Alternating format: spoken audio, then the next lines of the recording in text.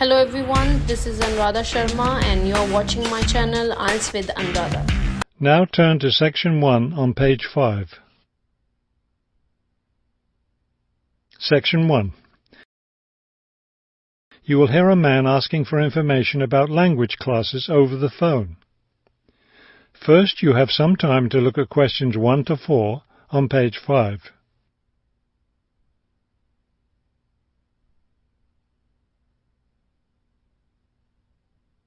You will see that there is an example that has been done for you.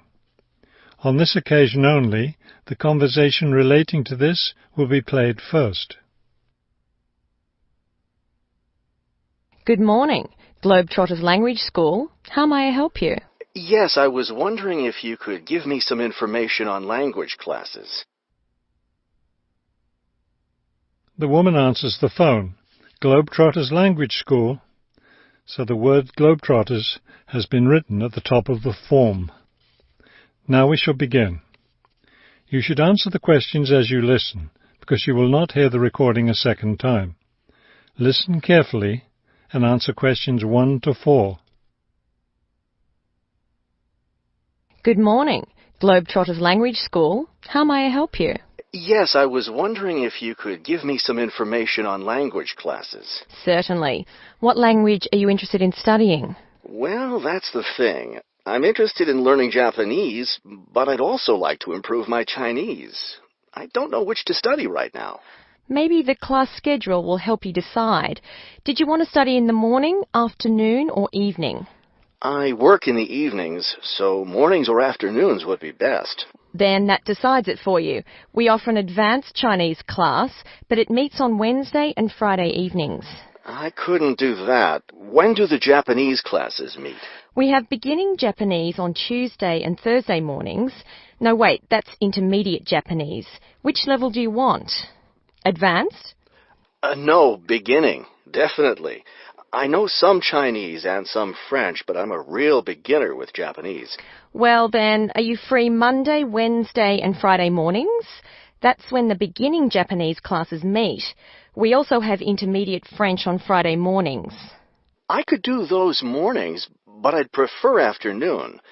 Don't you have anything in the afternoon? We have intermediate Japanese class on Wednesday and Friday afternoons. I really need a beginner class, so I'll take the morning Japanese class. Could you give me an idea of the cost? What would be the tuition for the Japanese class? Before you hear the rest of the conversation, you have some time to look at questions 5 to 10 on page 5.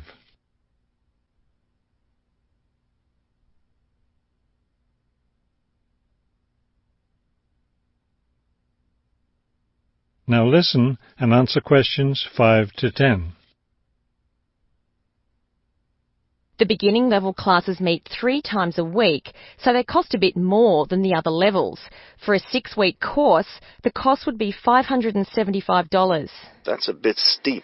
If it's hard for you to pay that much, you could sign up for just 4 weeks of class and pay $410, or you could pay for 1 week at a time at $125 a week.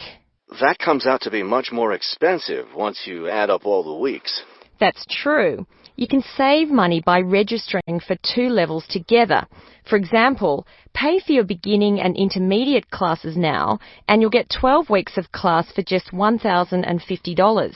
That's not a bad deal, but I can't come up with that much money at once.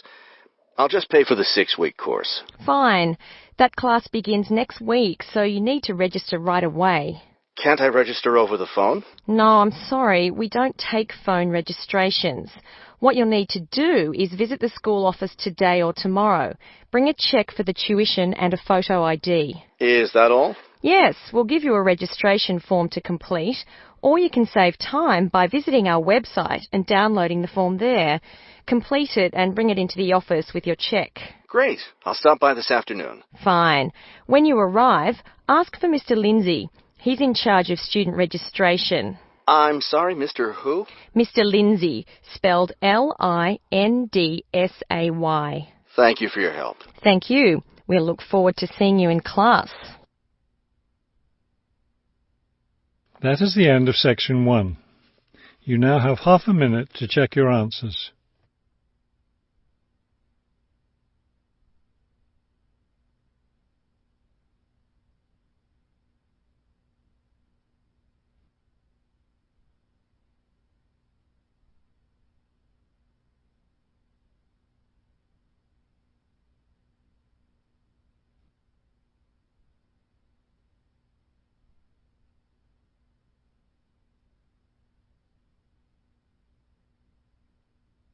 Now turn to Section 2 on page 6. Section 2. You will hear a tour guide giving information about a shopping district. First, you have some time to look at questions 11 to 15 on page 6.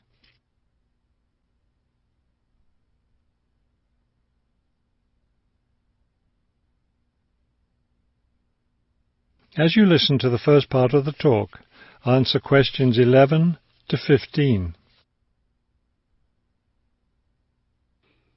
This afternoon, we'll visit the city's shopping district. Several blocks in the area are closed to car traffic, and I know you'll enjoy walking around there. I'd like to give you an overview of the district now, since you'll be on your own once we get there. You'll see on this map here that the shopping district consists of two streets, Pear Street, which runs north and south, and Cherry Street, which crosses Pear Street right here. Let's start our tour here on Pear Street, where the star is. This star marks the Harbor View bookstore. It's very popular among locals as well as tourists. You can buy a range of books of local interest, as well as a variety of magazines and newspapers. It's directly across the street from the city library, which is also worth a visit. It's in one of the oldest buildings in the city and contains, among other things, an interesting collection of rare books. Now, moving up Pear from the bookstore toward Cherry, the next building on the left is the Pear Cafe. You'll notice it's right on the corner of Pear and Cherry Streets. It's a great place to relax while enjoying a delicious cup of coffee or tea. You can talk with friends or read quietly. They have a variety of books and magazines available. From the windows of the cafe, you can look right across Cherry Street for a lovely view of city gardens. It's a rather small garden, but it contains a variety of exotic plants and flowers. Let's leave the cafe and cross Pear Street. On the opposite corner, we're at Caldwell's clothing store, which you might also want to visit. They sell both men's and women's fashions from countries around the world. Continuing down Cherry Street, the next building on the right after Caldwell's is the souvenir shop. Stop in here to get maps and books about the local area, as well as T-shirts and postcards with pictures of the city. Now, we cross Cherry Street and we're at the Art Gallery, one building down from the corner. Here you can see, and of course purchase, many fine paintings and sculptures by local artists. Let's keep going down Cherry Street toward the harbor. On the left, right after the gallery, is Harbor Park. It's a lovely place, and it's certainly worth spending some time there. Before you hear the rest of the talk, you have some time to look at questions 16 to 20 on page 7.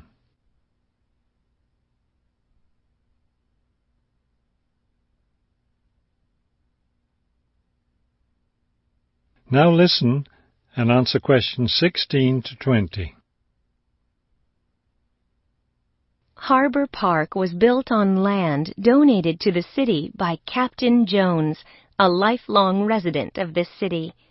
Captain Jones designed the park himself, and it was built in 1876. Exactly in the center of the park, a statue of Captain Jones was erected, and it's still standing there today. It shows Captain Jones on the bow of his ship.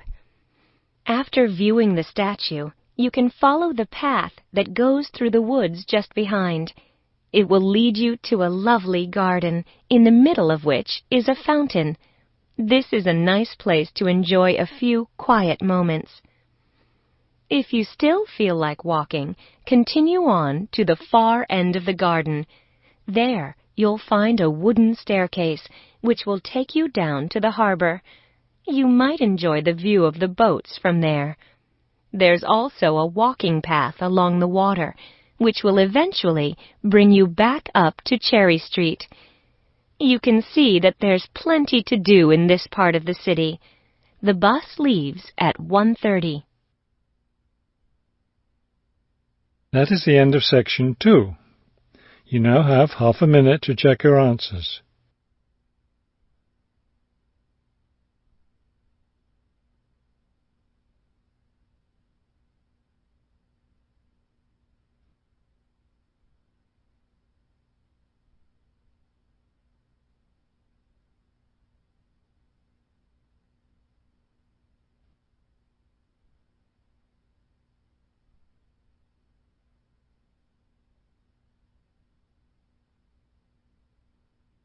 Now turn to section 3 on page 7. Section 3. You will hear a conversation between a university student and a librarian about using the city archives.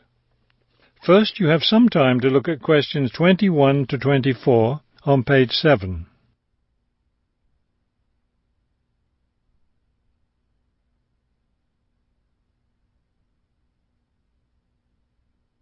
As you listen to the first part of the conversation, answer questions 21 to 24.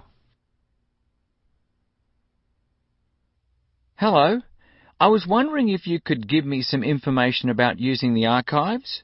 I'd be happy to. Are you a resident of the city? Actually, I live just outside the city, but I study at the university downtown. That's fine.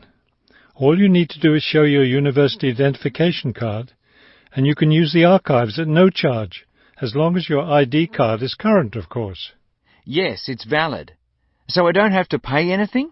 No, city residents pay an annual fee, but students can use the archives for free. Everyone else needs to get special permission from the director, but that doesn't apply to you, of course. Oh, good. I was also wondering about the schedule. I have classes every day, Monday through Friday, and I also have a part-time job, so I could really only use the archives on weekends. That's not a problem at all. We're open all weekend. Actually, the only day we're closed is Monday, so you can come any day, Tuesday through Sunday. Are you open in the evenings? Yes, we're open from 9:30 in the morning until 8:30 in the evening. That will fit my schedule well. Before you hear the rest of the conversation, you have some time to look at questions 25 to 30 on page 8.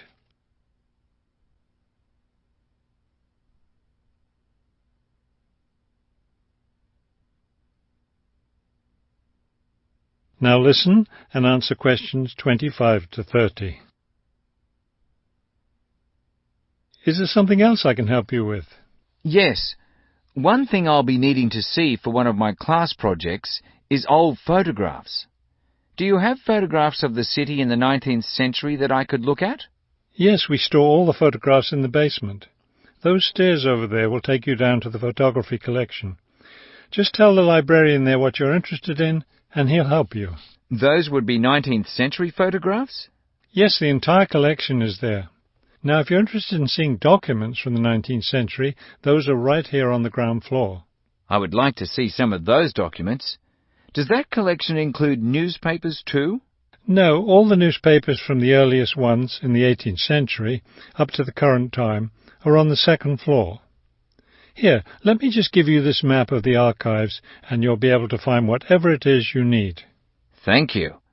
Oh, I see you have a whole room devoted to maps. Yes, on the third floor. That's great, because one thing I need to do is look at how the city has developed over time. I'm sure you'll find a lot of helpful information there. Of course, some of the maps are several centuries old, so generally visitors are only allowed to see photographic reproductions of them. That shouldn't be a problem. What's this on the 4th floor? Ogden's Woolen Mill. As I'm sure you know, Ogden's Woolen Mill was the major entity responsible for the growth of this city in the 19th century. The Ogden heirs gave money for the archives to devote an entire floor to information about the history of the mill. Will I be able to find information about the Ogden family there? Photographs, personal papers, things like that? Probably the family photographs are stored downstairs in the photography collection. The personal papers would be on the 5th floor, where we keep all the personal papers of famous residents of our city. Thank you so much for your help. I'll be able to do a lot of my research here. That is the end of section 3. You now have half a minute to check your answers.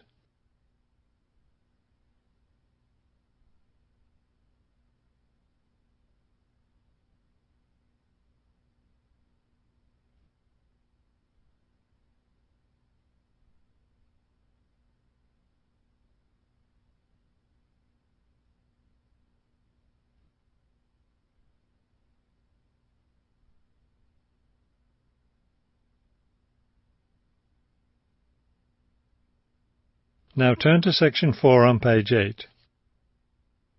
Section 4. You will hear a lecture about wind energy. First, you have some time to look at questions 31 to 33 on page 8.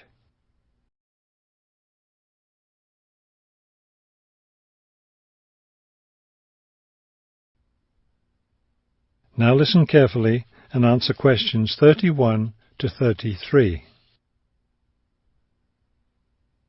With the rising cost of fossil fuels, there's a great deal of interest these days in developing alternative sources of energy. Today, I'd like to talk about one of these, wind power. In the past couple of decades, there's been an upsurge of interest in using the wind as a source of energy, but the idea isn't new at all. People have been harnessing the power of the wind for centuries, ever since ancient peoples first used sailboats. In ancient China, farmers used a rudimentary sort of windmill to pump water. Wind power was used in other parts of the ancient world as well. In Persia, for example, farmers used wind-powered mills to grind their grain.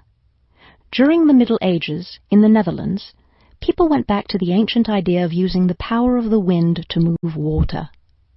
They used windmills to drain lakes, thereby creating more land for farming. Before you hear the rest of the talk, you have some time to look at questions 34 to 40 on page 9.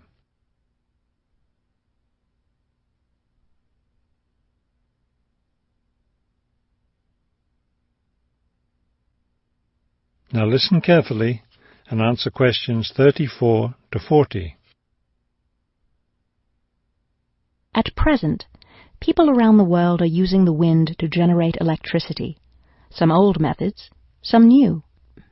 Is this the solution to our modern energy problems? Well, as with anything, there are both advantages and disadvantages to using wind power. Let's take a look at some of the reasons to use wind power. One of the biggest problems with using fuels, such as oil and coal, is pollution. Wind power, on the other hand, is clean. It causes no pollution and therefore doesn't contribute to global warming. Another great advantage of wind power is that it's a renewable resource. Oil and coal reserves are limited, but will never run out of wind.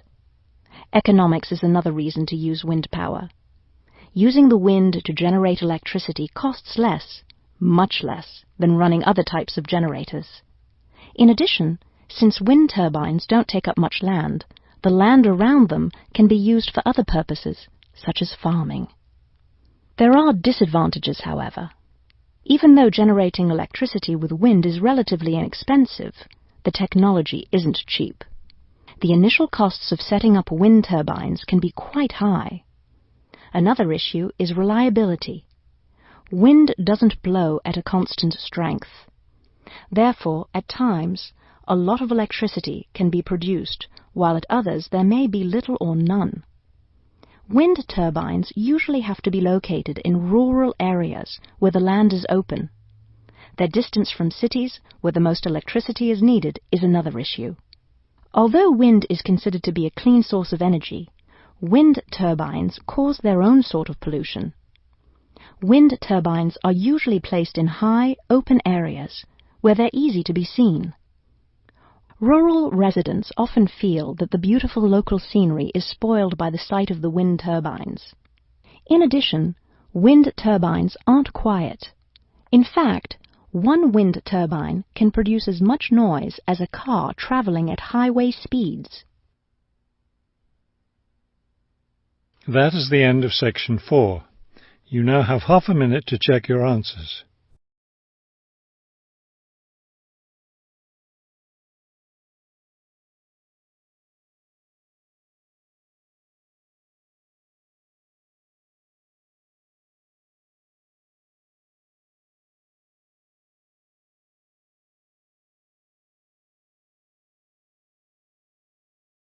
Thank you for watching and stay tuned for more videos.